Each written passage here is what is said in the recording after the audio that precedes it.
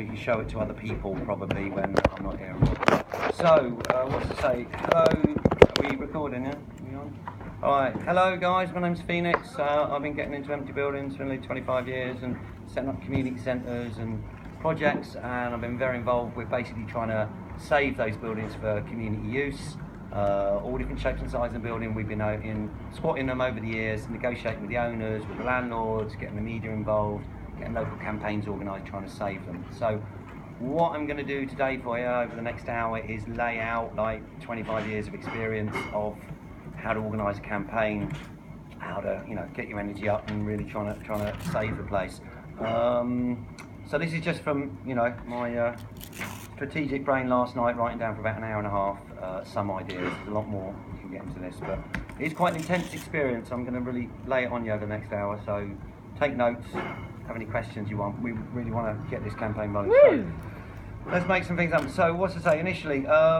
So Save Passing Clouds campaign, stroke Save Our London's music venues, or there's another kind of campaign, Save London Now or Save the Spirit of London. You need to think of catchy titles and things that are going to get that wave of people behind it. It's not just about Passing Clouds, this amazing, incredible community venue that's had thousands of artists from all over and new talent come up. It's also about another key fact we heard at the Respace conference: 50% of London's music venues closed in the last 10 years. Talking about places like the Astoria, the Marquee, the 12 Bar, Soho venues, 12 Bar was quite, Madame Jojo's, and a whole load of others. And this is London's arts and culture disappearing.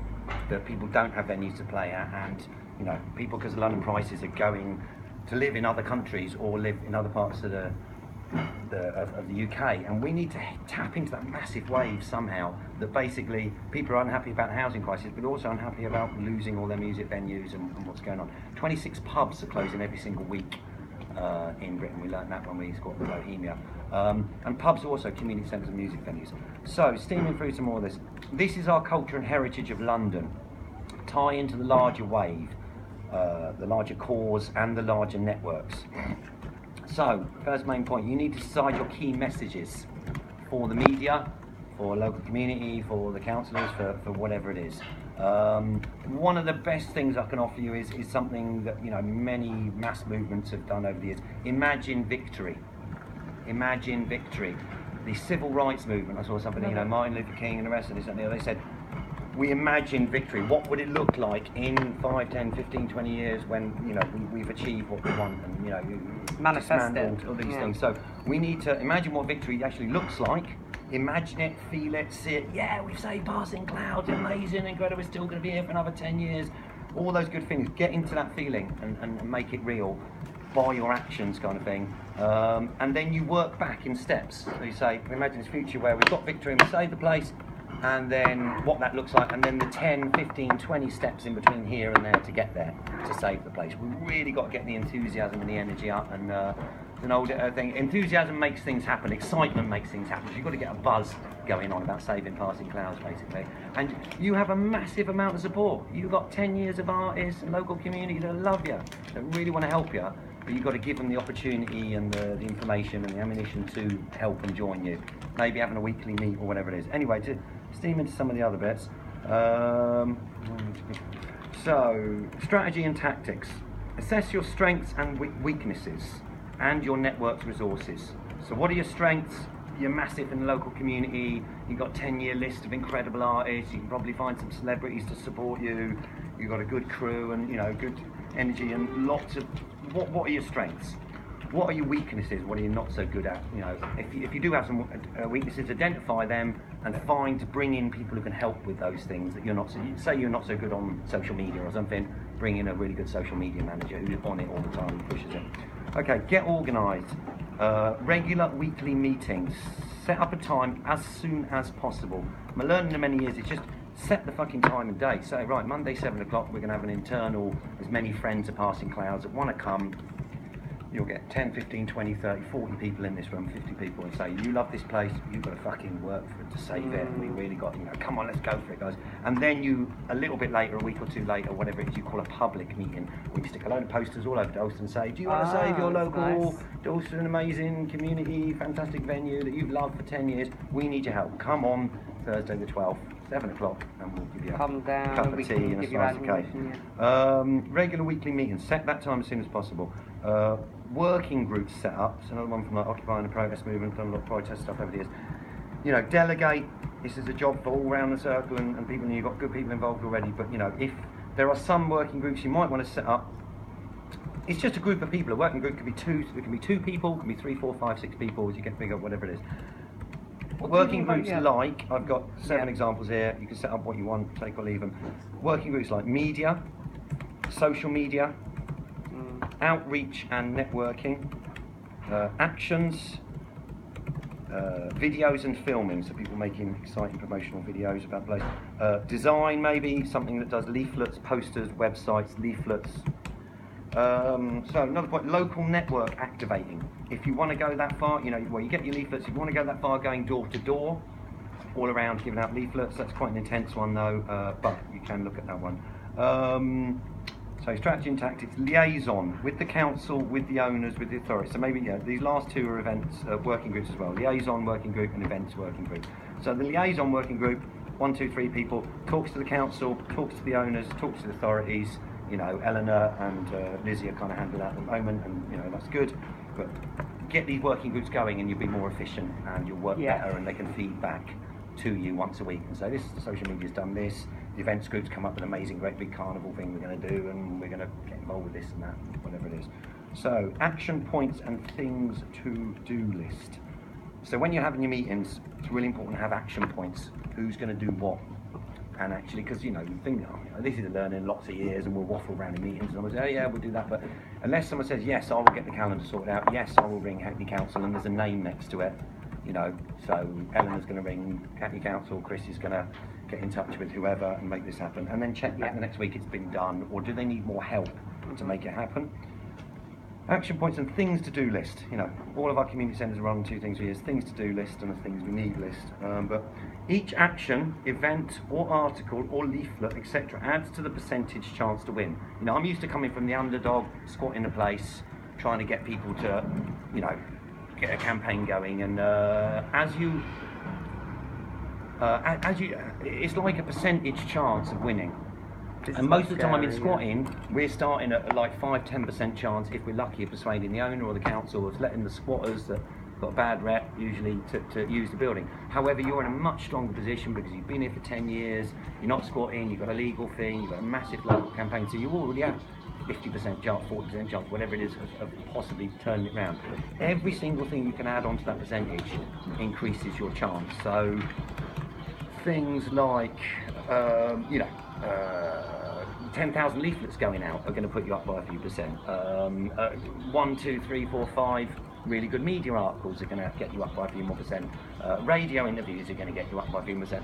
Local people possibly going down to the developer's house at the other end of the action section, where you maybe go to his and wave some banners every day. All of these things are going to add up on the pressure on the owner. Keep writing letters to them, keep talking, keep bombarding the media, keep getting the local community organised, and you may get to 50, 60, 70% chance of winning this one and tipping it over. But that's up to you guys. You can kind of go, oh well, we're probably getting kicked out in 3 weeks and let's give up, or a month or 3 months or whatever it is. Or you can go, let's get the whole community organised, let's go for it. Because you were saying downstairs on another side what could happen, like you could literally, it was quite scary what you said down there, because the percentage is very low, because they are just getting rid of people out of the buildings. So there is a very likelihood chance this could happen, you know what I mean? So what were you saying about the scary that, other end of, is basically, I've only got some of the sketch the other night from Eleanor quite late, what the story is, but basically, he could accelerate the process, and if you're refusing to move out after the end of a lease, maybe be going to take you to court soon and try and push to get you out, and you need to delay that whole court process with as much media and public relations and campaigning as possible, so that it makes it uncomfortable for him to just go, no, I'm just going to take him to court and try and go quicker. Could he have been doing that in the background as well, like before our meeting Tuesday? Could he suddenly, he could be if he's shoddy as he is, if we get on Tuesday, is there a possibility he could have done that already? As I understand it roughly, and I don't know all the details, but you're like 7 days over. The thing is, I think he still wants this letter for us, which was offering us a month. But I spoke to a lawyer yesterday and I showed her everything, and she said that she's very confident that if there is an agreement in emails, it constitutes a proper contract. Oh, it's a written, emails is a written thing. She feels that she reckons that a 3-month contract is binding. Yes, Okay. I'd agree with that. If from what you told me the other night, basically Eleanor has made business decisions that affect, I don't know how many staff you got here, but 20, 30 odd people's lives. 50 people basically have planned to pay their rent and sort this and the other out on the next 3 months based on an email and a conversation and what should be legally binding. He's emailed back saying, yes, I acknowledge your list of what the conversation was. Eleanor's recorded it, so you're in a bloody strong legal position that way. You've recorded it, you've got written email, he's emailed back. I've fought years of court cases all the way up and down.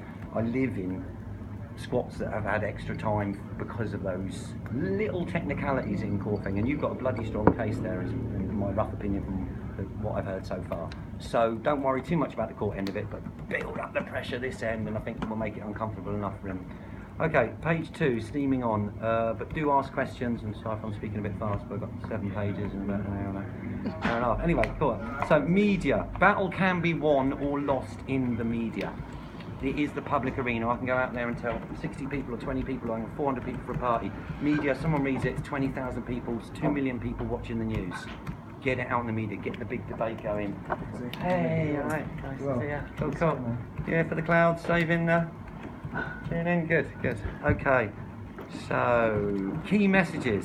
What are your key messages? Keep it simple, 1, 2, 3. Save clouds, save London venues, support arts and culture.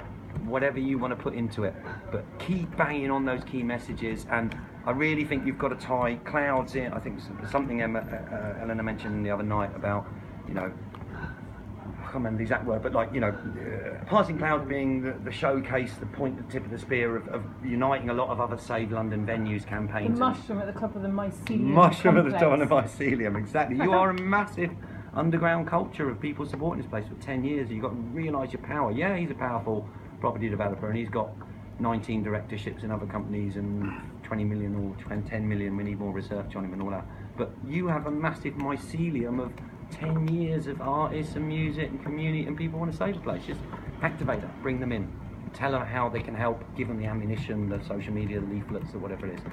So, media, key messages on one. Gather media, gather network. So gather your network in. So you've got, what have you got on your networks? You've got email lists of, 5,000, 10,000, whatever it is. You've got personal contacts, you've got local newspaper contacts, you've got national media contacts. You need to identify influential outlets and blogs.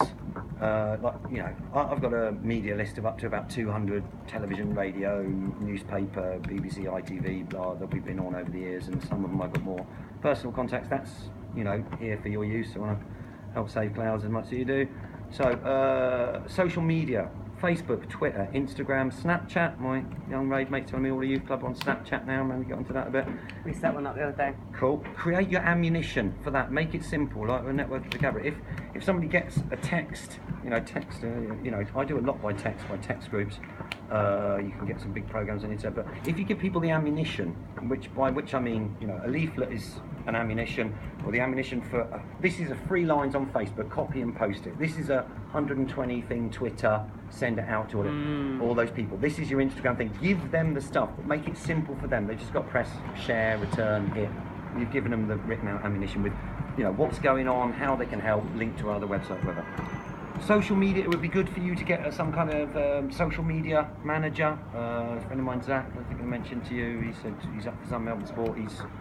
We have got one, haven't we, in-house? Whoever you get one, make some... That might be me now, I'm not entirely sure. I think my job has changed. What do you think about people's jobs changing at the moment? Because obviously, I don't. It has changed a bit because with the campaign mode, people's jobs are going to change, aren't they? So do you think everyone's just going to crack on and do the bits that they're good at, or? I don't know all your job roles and descriptions and things and stuff on that, so I can't. You can't really. comment, I mean, no. the thing is, you've got to carry on as if, as my daughter said on the big church we guide, you have to act as if you're going to be here for a long time, and the magic rubs off. So you've got to carry on the day-to-day jobs, but you've also probably got to take on extra hat or bring in other people who have the time and the energy and the whatever to do certain roles or whatever it is. But somebody needs to really focus on social media. If you're busy with this place generally day to day, you might want to look at other people helping with certain skills.